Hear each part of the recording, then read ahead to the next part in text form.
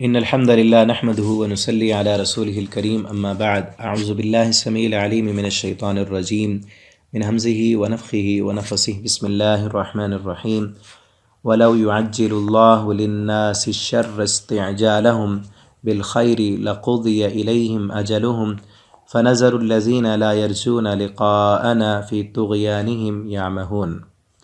ترجمہ قرآن کے سبق میں آج انشاءاللہ سورہ یونس کا دوسرا رکوع ہے، آیت نمبر 11 سے پڑھیں گے۔ وَلَوْ يُعَجِّلُ اللَّهُ، اور اگر اللہ جلدی کرتا، للناس، لوگوں کے ساتھ، الشر، نقصان کا، استعجالہم، جیسا کہ وہ جلدی طلب کرتے ہیں، بالخیر، بھلائی کو، لقضی الیہم، تو البتہ فیصلہ کر دیا جاتا ان کی طرف، اجلہم، ان کی مقررہ مدت کا۔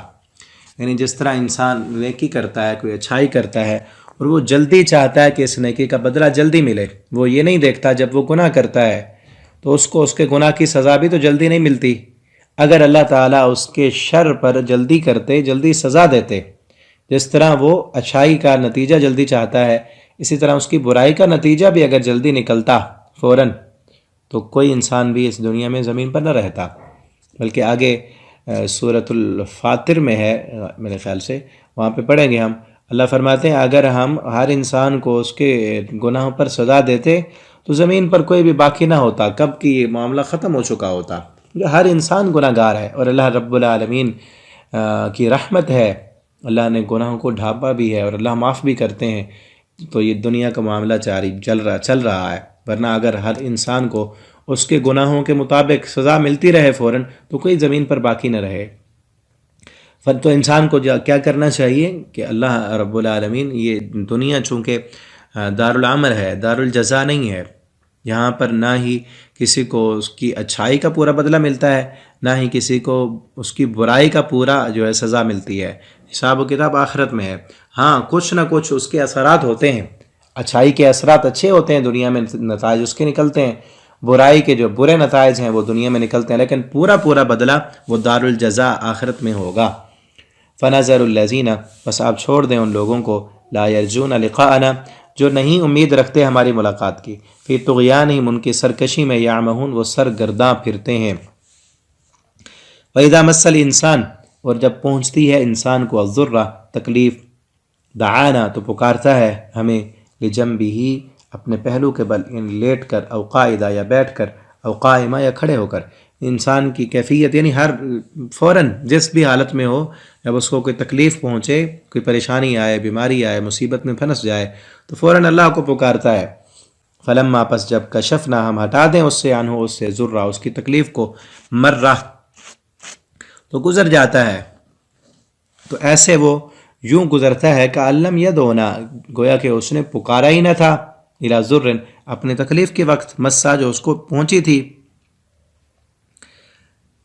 یہ انسان کی ایسی حالت کا تذکرہ ہے جو اکثر انسانوں کی اکثریت کا شیوا ہے، بلکہ بہت سے اللہ کو ماننے والے بھی اس کوتاہی کا سرعام جو ہے وہ ارتکاب کرتے ہیں کہ جب مصیبت کا وقت ہوتا ہے تو خوب جو ہے وہ اللہ ہو رہی ہوتی ہے، دعائیں کی جا رہی ہوتی ہیں، توبہ، استغفار، نمازوں کا اہتمام، قرآن پڑھنا اور نیکی کی طرف آنا۔ کب؟ جب مشکل حالات ہوں، جب پھنسے ہوئے ہوں، جب کوئی بیمار ہو، باپ بیمار ہے، ماں بیمار ہے، یا کوئی سیاسی پریشر ہے، یا کوئی کسی بھی حالت میں کوئی بھی پریشانی ہے، تو اس پریشانی میں گڑ گڑا کر اللہ سے مصیبت کے ٹلنے کی جو ہے نا وہ دعائیں کی جا رہی ہوتی ہیں۔ پھر جیسے ہی اللہ تعالیٰ کی بارگاہ میں اللہ رب العالمین کی رحمت سے وہ مصیبت کا وقت ٹل جاتا ہے، تو پھر بارگاہ الہی میں دعا، تضرع اور نمازوں سے، نیکی سے ایسے غافل ہو جاتے ہیں کہ جیسے اللہ کے ساتھ کوئی تعلق ہی نہیں ہے۔ ٹھیک ہے نا؟ تو یہ اپنی حالت پر ہمیں غور و فکر کرنا چاہیے۔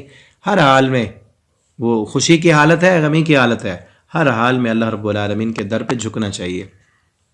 کذالک، اسی طرح، زینا، مزین کر دیا گیا، للمسرفین، حد سے بڑھنے والوں کے لیے، ما کانوا یعملون، جو وہ عمل کرتے ہیں۔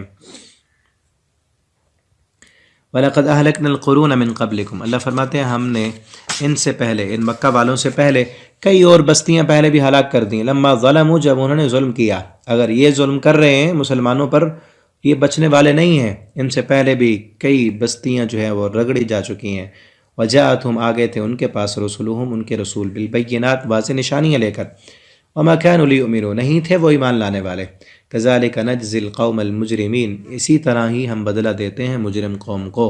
اس طرح پہلے لوگ ختم کر دیے گئے، یہ بھی ہمیشہ نہیں رہیں گے. اگر یہ ظلم پر اڑے رہے تو ان کو بھی ختم کر دیا جائے گا.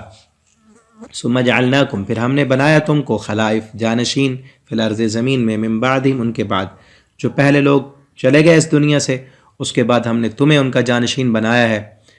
لننظر، کس لیے بنایا؟ تاکہ ہم دیکھیں کیف تعملون، تم کیا عمل کرتے ہو. اگر تم اچھے عمل کرو گے تو نجات پاؤ گے، ورنہ تمہیں بھی صفحہ ہستی سے مٹا دیا جائے گا. وَإِذَا تُتْلَى عَلَيْهِمْ، اور جب پڑھی جاتی ہیں ان پر آیاتنا، ہماری آیتیں، بینات، واضح، قال الذین، کہتے ہیں وہ لوگ، لا یرجون لقاءنا، جو نہیں امید رکھتے ہماری ملاقات کی، ان ائتی بقرآن غیر ھذا، وہ کہتے ہیں لے آؤ قرآن غیر ھذا، اس کے علاوہ، یعنی یہ قرآن ہمیں نہیں چاہیے، اور قرآن لاؤ، او بدل، یا اس میں کوئی تبدیلی کر دو، یعنی یہ قرآن اس میں جو ہمارے معبودوں کے خلاف باتیں ہیں وہ ہٹا دو پھر ہم مانیں گے، ایسے نہیں، یا کوئی اور قرآن لاؤ. قل، اے میرے نبی آپ کہہ دیں، ما یکون لی، میرے اختیار میں نہیں ہے، ان ابدلہ، کہ میں تبدیل کر دوں اس کو، من تلقاء نفسی، اپنی طرف سے. یہ میں اپنی طرف سے تھوڑی بناتا ہوں کہ تمہاری مرضی کا لاؤں، یہ تو اللہ رب العالمین کی طرف سے اترنے والا قرآن ہے. ان اتبع، نہیں میں پیروی کرتا، الا ما یوحى، مگر اس کی جو وحی کی جاتی ہے، الیہ، میری طرف. انی، بے شک میں، اخاف، ڈرتا ہوں، ان عصیت، کہ میں نافرمانی کروں، ربی، اپنے رب کی، عذاب یوم عظیم، عذاب سے یوم عظیم، جو بہت بڑے دن کا عذاب ہوگا. اللہ تعالی ہمیں قرآن پڑھنے، سمجھنے، اس کے مطابق اللہ ہمیں زندگی بسر کرنے کی توفیق عطا فرمائے. آخر دعوانا ان الحمد للہ رب العالمین.